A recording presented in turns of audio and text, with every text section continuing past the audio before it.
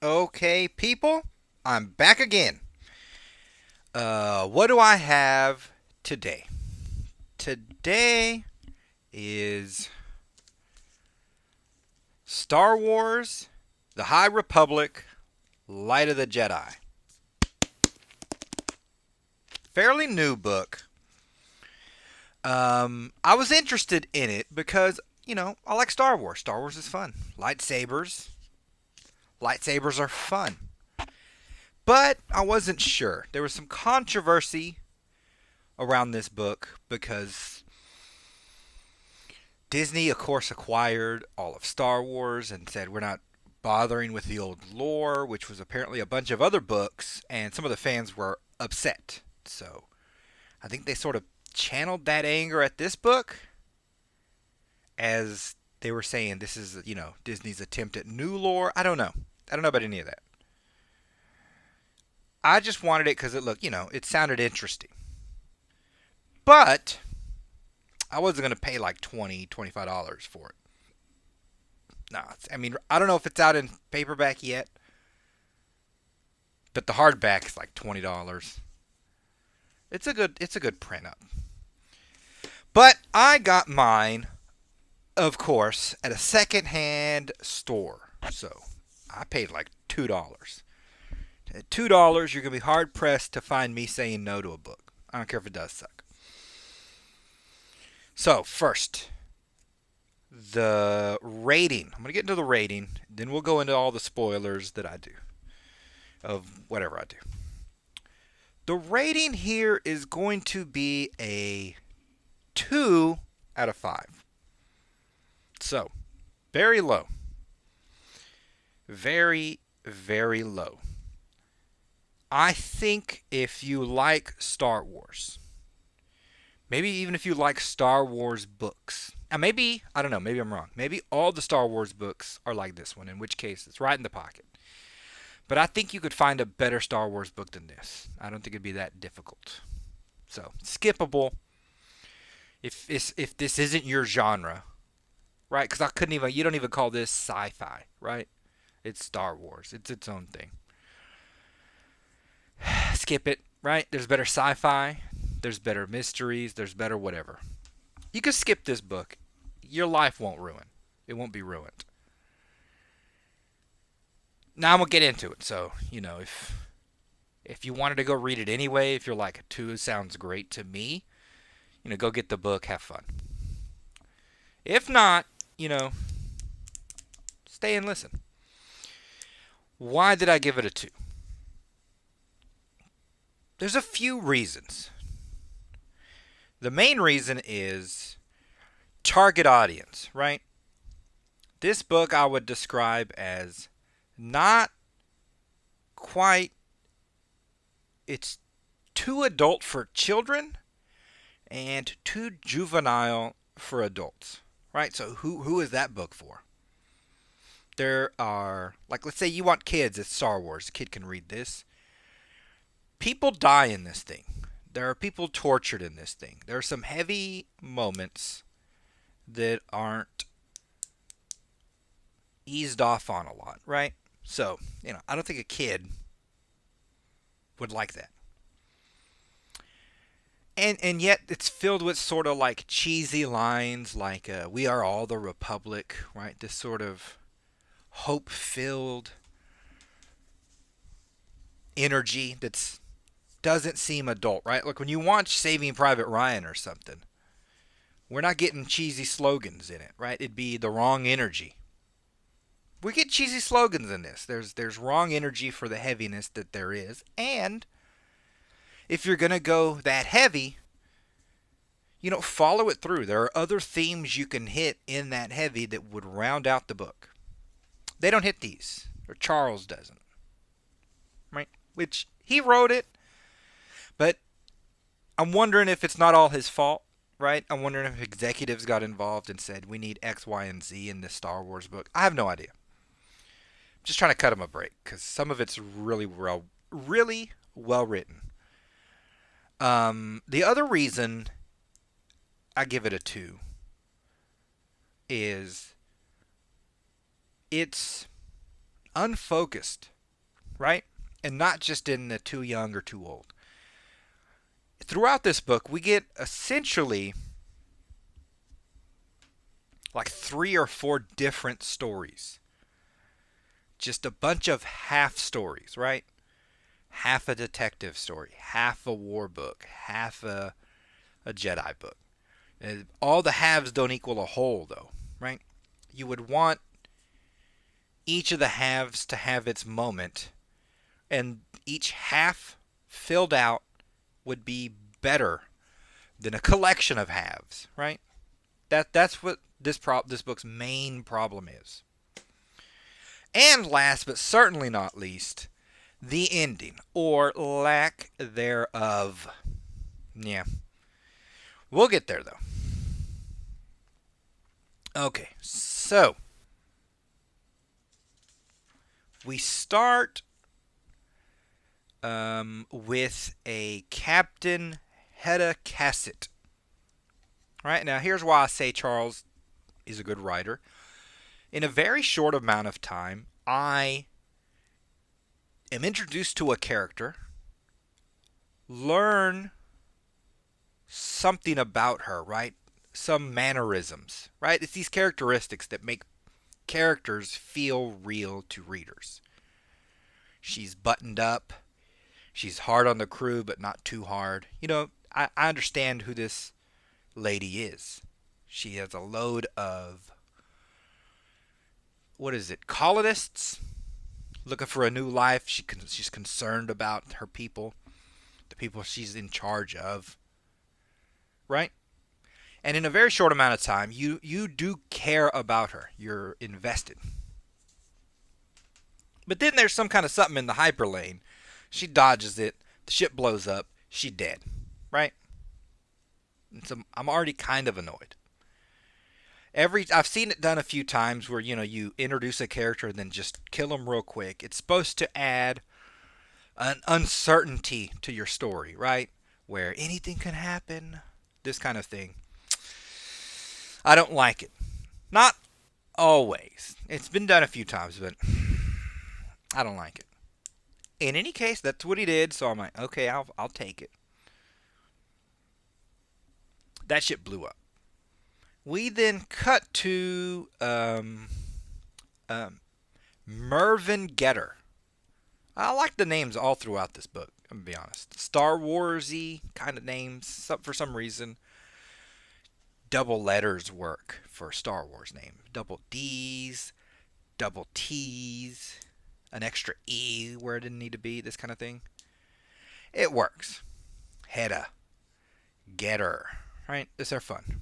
In any case, same here. The author does a great job of getting us to care about a person we don't know. He's working an outpost, a viewing outpost. He's kind of sweet on a lady at a canteen that he's thinking about his lady he's trying to be sweet on.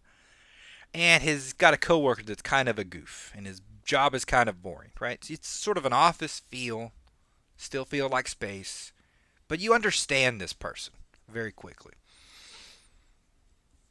He looks at his screen. All these blips start showing up. They don't know what they are. They're massive blips, and they're coming in at light speed. If any of them hit, they're going to be like nuclear bombs, just super explosions. And, of course, one's heading right towards him. He's got like 4 minutes to live. He sends a distress signal, and that's the end of old Mervyn. Dead. And so now I'm really upset. You've done it to me twice now, right? And you're like, well, done what? Not all stories can go the way you want. I'm like, yes, I understand this. But we have an unwritten contract, right? The reader and the author. The author doesn't know me. I don't know him. But he's written a book. I've agreed to read a book. I want a story. And you've agreed to give me a story, right? So when you have Hedda Cassett and Mervyn Getter die on me, well, in a sense, I fulfilled my end of the bargain.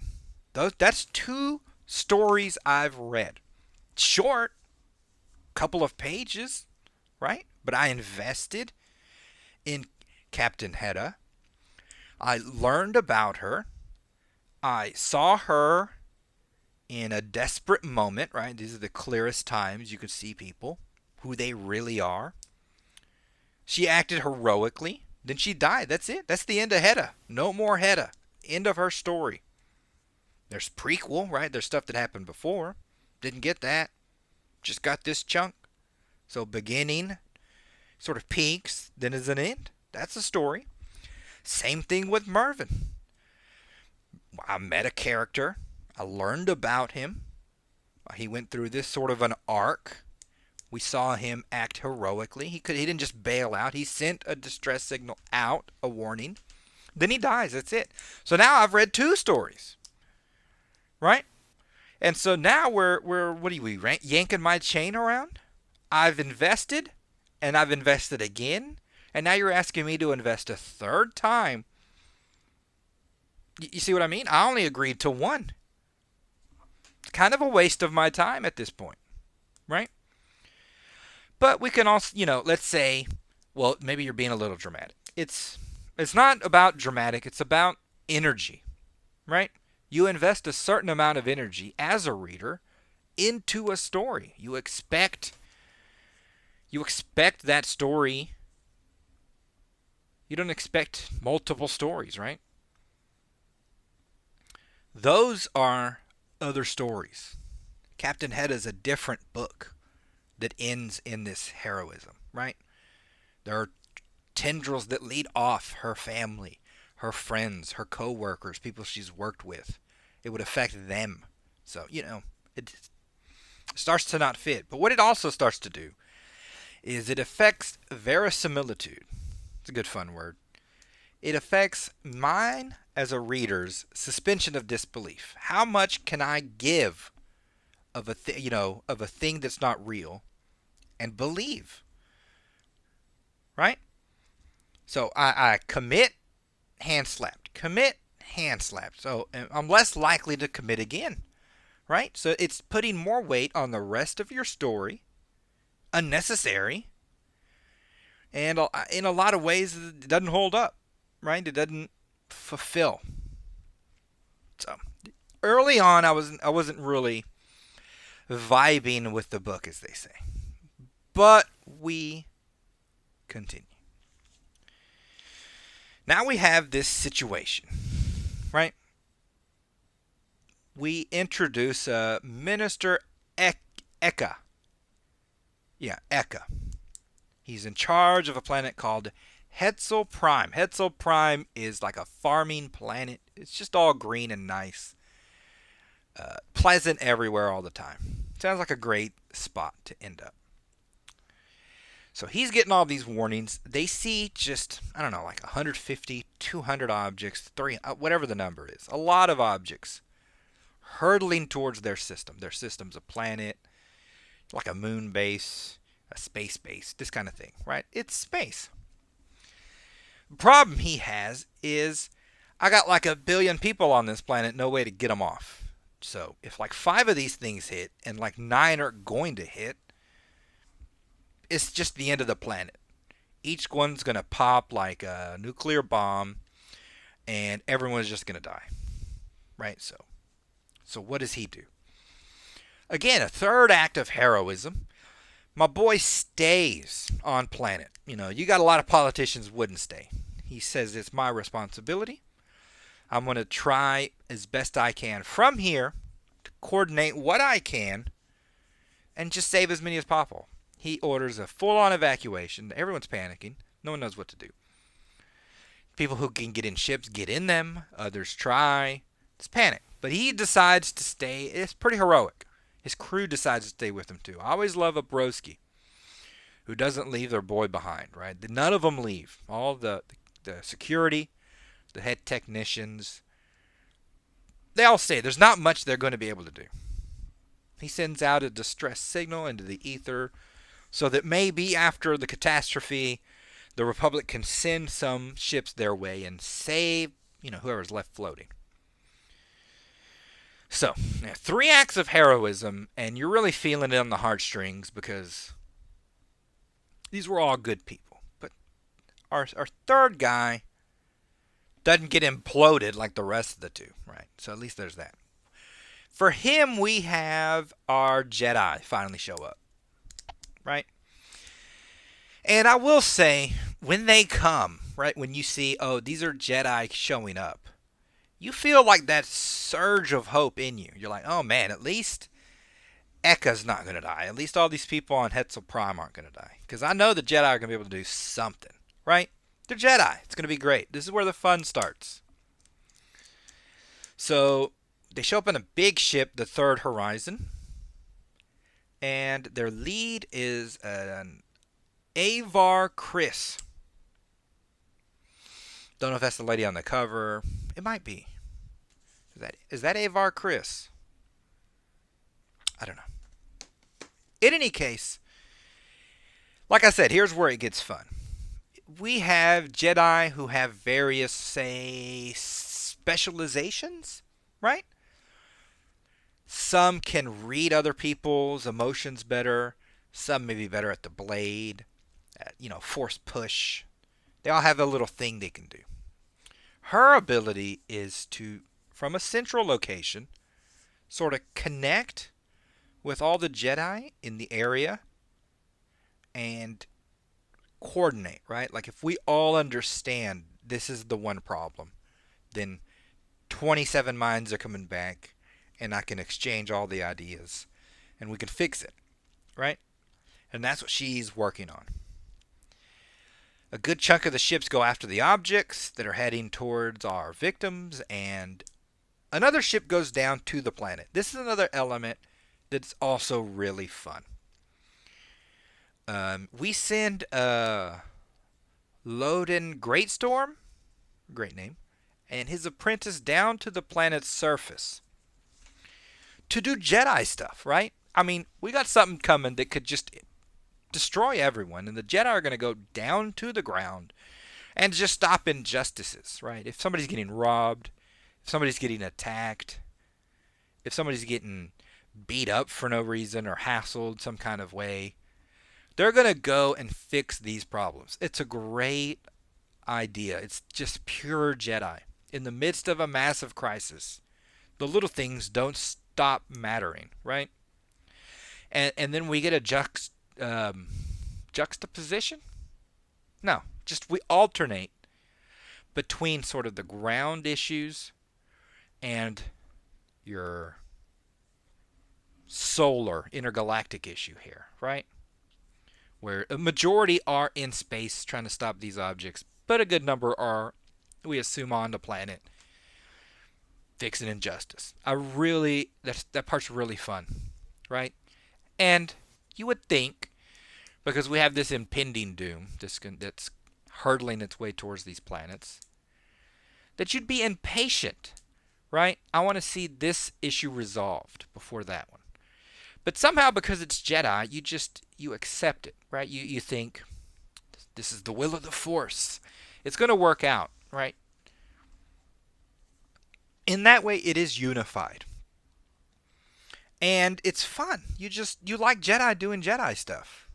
And keeping the pieces Jedi stuff. Right? So that part's not a problem. Okay, so we go to the issue in space with 150 objects. Each object could, obliterate something. We send out our ships. What the Jedi have is a Vector. And I think they have something called a Vanguard, which is bigger. I'm not 100% sure on the second one. But these are like Jedi ships. They're super twitchy, super hard to control. They take a lot of skill. They're also highly mechanical. So, your force push can, drive it while you're channeling the force if need be. It's a very cool ship, the things they say they can do. It's almost like an extension of the Jedi, where they can jump over stuff and, fall slowly and this kind of thing. The ship does sort of things normal ships couldn't do too. That part's really fun. So we need to coordinate these ships to each grab an item to go out there and blow it up before it kills everyone. And as a group of Jedi are approaching to do just that, a particular young Wookiee, I think it's this guy, not 1,000%. I think it's this Wookiee here. He gets a sense of people alive on the object, right? So then we realize it's the crew our captain saved with her, ejection maneuver. It got her killed, but they lived. But it's full of, just settlers inside hurtling, not knowing what's going to happen. And they can't blow them up now. They're Jedi, right? You can't blow up a ship full of innocent people just to save other people. At least not if you're a Jedi. So now they have to think on the fly how to stop an object going at light speed, without killing everyone inside. Also before it impacts and kills everyone outside and inside. All right, so impossible on top of impossible. Sort of how they describe it.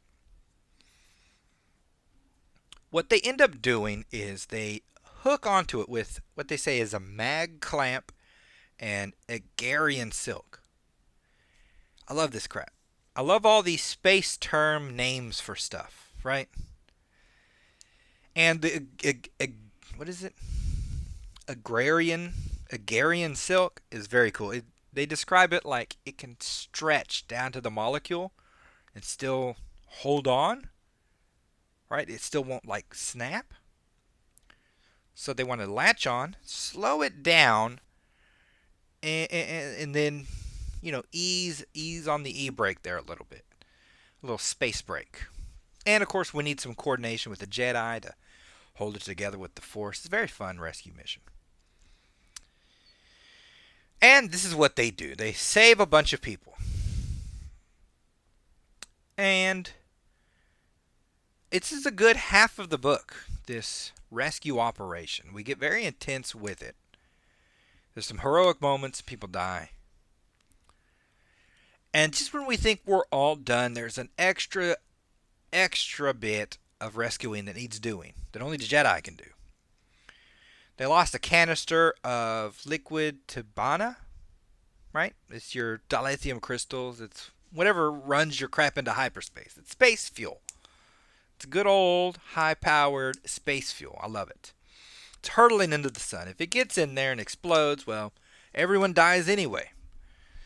So all the Jedi have to super focus through our main Avar lady to force push it out of the way before it, impacts the sun. And Jedi die in the attempt of this. Actual Jedi. They lose control of their ships and careen off or whatever. But all of them help, and they actually get it done. At the last second, everyone's saved. And so we have, our 3 acts of heroism, heroic Jedis. We have a lot of these moments. And it's going good.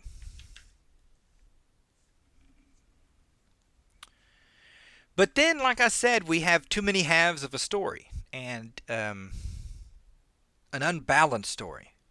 Because we follow this heroism, and instead of just continuing with the aftermath of a heroic action, we sidetrack. We get taken in a small chapter that's maybe 3 pages across to some other spot to a planet called Abdalis, right? Where the same thing that was happening at Hetzel Prime is happening there. These pieces are emerging from hyperspace. Only ain't no Jedi here to save them. Boop, boop. A couple of cities just get offed. Everyone dies. It's horrible. And that's it. We go to that, and then we move on. And it's an odd energy, right? It doesn't belong in this story. You've already established lives were at stake, right? You did that with our first 2 characters that died. You don't need to kill 20 million people to show me 20 million people can die. It's the threat of it's the problem, right? But there's another reason why this chapter actually shouldn't have been in this book. And it's the fact that it's a different story, essentially. It deserves its own book, right? What do I mean? Let's say you or I, probably you because I wouldn't. I probably wouldn't. I mean, it's hot. Let's say you run into a burning building. Okay, I'd go into a burning building and save a kid. Maybe not. Probably not. Let's hope I don't have to. Let's say you run into a burning building and you save a kid's life. You haul a child out of a burning building. You're a hero. Right? That crap's real. And not only is it real, how you're treated in town will be different. You might make the national news, right? At least if you're a big deal in your county, right, or your state. Might change your whole outlook. You might be more outgoing. You might get, college scholarships. Whatever it is, it's a turning point maybe in your life. It's not something you'll forget. You carry it with you, right? It affects how you affect people, how they affect you. It's going to affect your life. Heroic deed like that. But in doing that, and in the aftermath, it doesn't matter that somewhere on the other side of the world a bomb was dropped and killed a bunch of people, right? That doesn't negate. What that is a separate story. A bomb drops way over here. The survivors crawl out from the rubble, and that's the beginning of their turning point, right? Yours was saving someone. Theirs is a bombing, right? And both can end up all kinds of ways. That's why we like books. Some heroes turn bad. Some villains end up good. But to me, the Abdallah situation is like prime territory for a supervillain of some kind to be born. Because in the story, everyone talks about Hetzel Prime. It got like TV coverage, so to speak. And no one gives a crap that at the same time, Abdallah's got blown up. Yeah, they know it happened, and the politicians are aware of it. But you know how politicians are. Harp on the good. Don't worry about the bad. So I can imagine somebody from Abdallah's, and because we're in Star Wars, somebody with some force powers, now angry. Why didn't the Jedi come to save my people? Why didn't anyone care about my pain, right? Selfish, pain, suffering. These are the ways of the dark side, right? Yoda said it. So I'm like, this is just prime territory for a Sith, like, rebirth. That's what they should have done. They don't.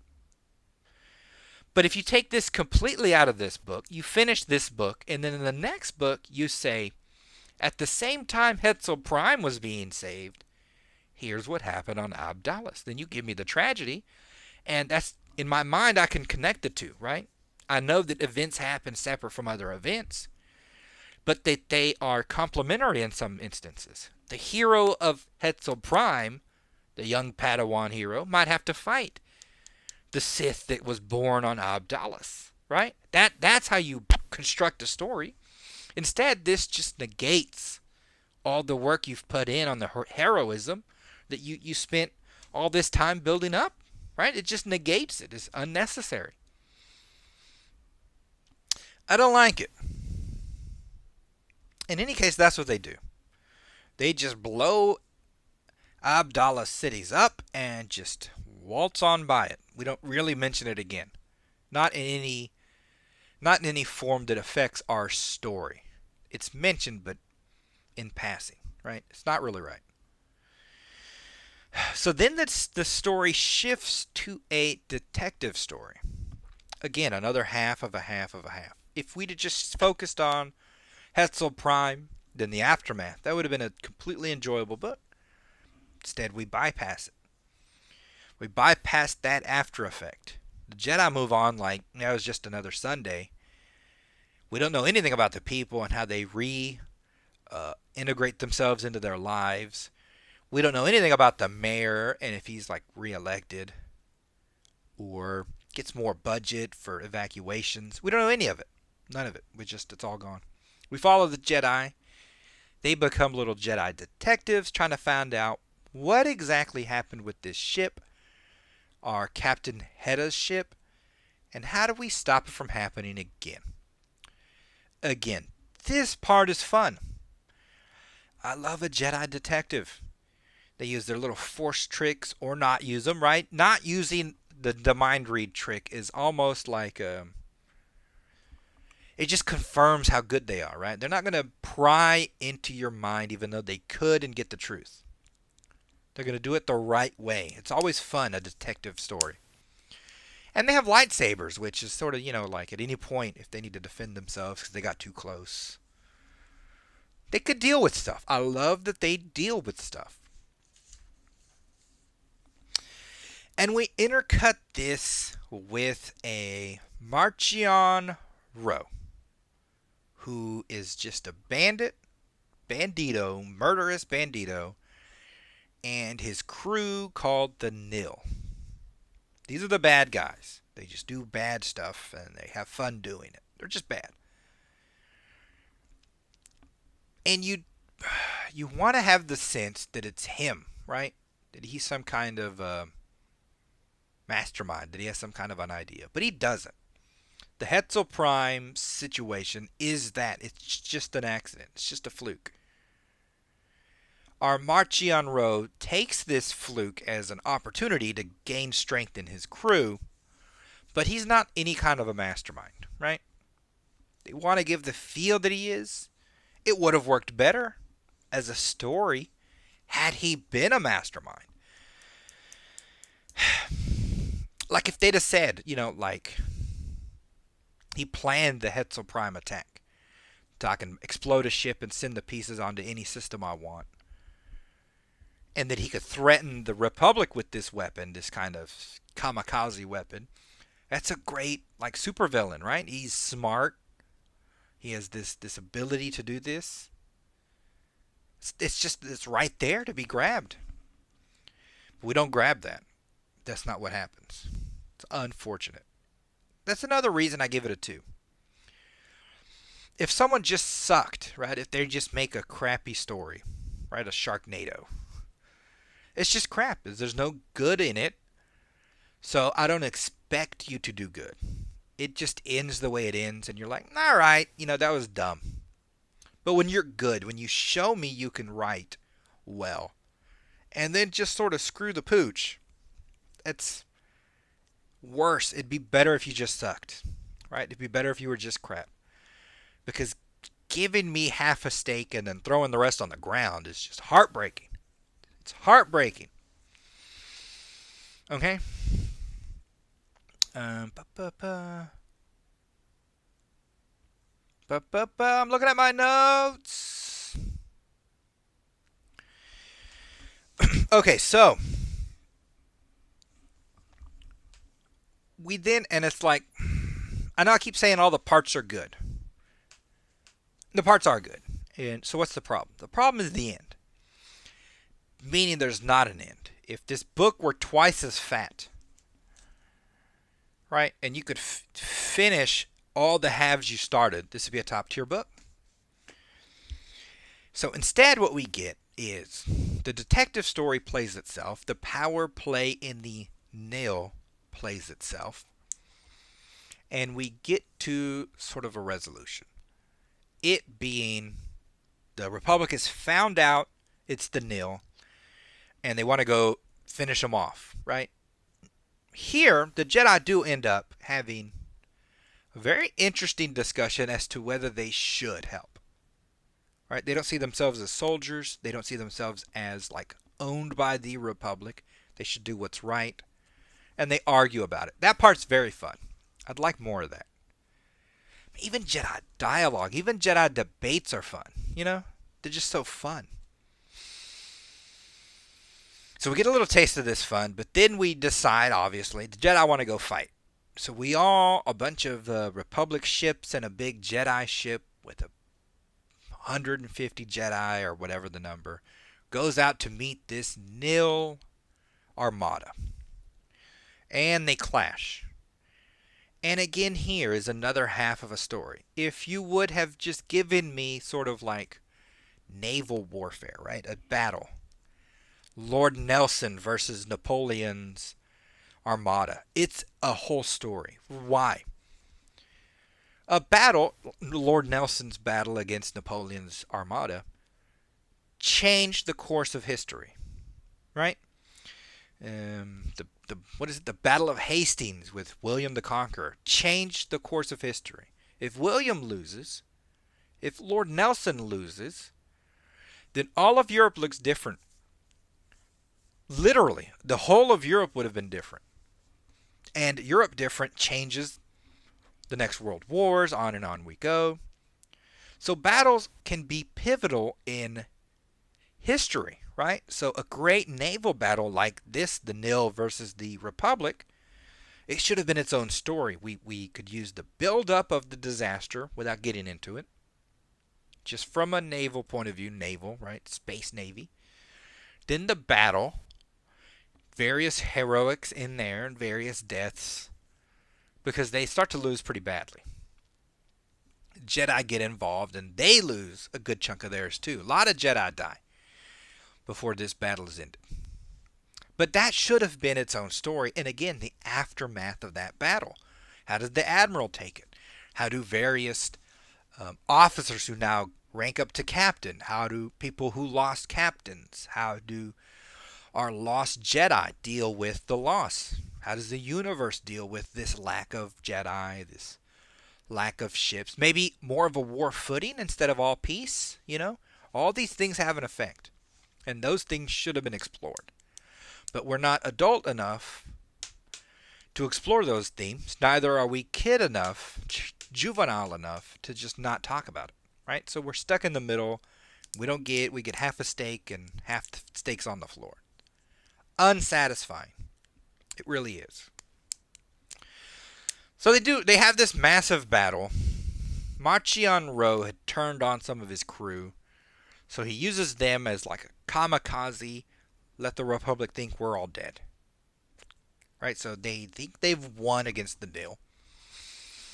But in the course of sort of this battle and another sort of operation on the side, we lose one of the Jedi we've been following. A Jedi, the Loden Greatstorm, gets captured. Captured by this Marchion Ro. And this is sort of also a problem with the ending. Because he's a bad guy, right? He's out for himself. He has his grudges. But he goes from, there's a murderous criminal, and then there's like a psychopath. Those are two very, very different things. A murderous criminal, yeah, he'll kill you, but he'll also not. He'll run away if he needs to. Psychopaths are just psycho. They just kill people for fun almost. And this is what we turn our Marchion Ro into. He captures a Jedi, and now he got a lightsaber, and he's killing people and torturing the Jedi, right? He actually tortures other people to torture the Jedi, just to mess with his mind, his connection to nice people. It's too much. It's just too much of a jump from where the character was. There's nothing written in the story that indicates he's this psychopath. We just jump there. We literally just jump there. Our guy's captured, and we just end the story. That's just it. Nothing else. He's not a Sith. He doesn't have force powers. He's just a guy who found a way through hyperspace that's different than everyone else. A bandito. He's just a bandit. Right? And that's the final sin of the book, so to speak. That's what really cemented its 2 instead of a 3. Is the ending. There's just absolutely no ending. It just stops. It's more of a stop than an end. And I know this type of a book, some authors do this worse than others, right? Where you leave stuff too open-ended on purpose so that to encourage them to buy the next one. I'm like, I get it. But there's a limit to that crap, right? If you do that too much, I might not be inclined to start. Right? If I know that's how you do. And what you end up with is like this. You stretch too thin. Each one doesn't deliver the full weight of what it can deliver. And that's a tragedy. Because there's a lot good in this book. And those tragedies are why it got itself a 2. I didn't do it. Okay. That will start the ad section of the video now. Let me check how long this was. Kind of short. Nah, it's not that short. It's what this book deserved. All right. Here's a look at my books. Go buy one. You'll like to read it. Hopefully. You know what? I don't even know anymore. You get so cross-eyed when you write your own book that you just lose track of everything. I can't. What is it? You can't see the forest for the trees. I think they're good books, but I can't. I'm like, I don't know. I'm cross-eyed looking at it. Took way too long to do. Will I buy more of this High Republic? Probably not. I don't like that setup. I don't want to buy a book to know it's not going to end, I don't want to buy a book so that I can have to buy 50 other books. I got enough books as it is. Good books, books that end. Now again, an ending that's not an ending. You cut to Lord of the Rings, right? Classic example. But you got so much good out of that before you get to this no ending, go finish the book, that you don't even mind, right? So there's a way to do it well. This book just didn't do it. And like I said, maybe it's not our Charles Solis' fault. This is a franchise. So he doesn't get free reign, I would suppose. He has beats he has to hit. It's got to be a tricky assignment. So I'm not blaming him specifically. He seems very good at his job. I cared a lot about these characters very quickly. It might be just, the executives doing it. I don't know. You tell me. I think I'm on time this week, so that's a plus, right? Depending on how it uploads. We shall see. Okay, people. I've held you long enough. Thank you for listening. Come back next week for another book. And then another. All right. Catch you later.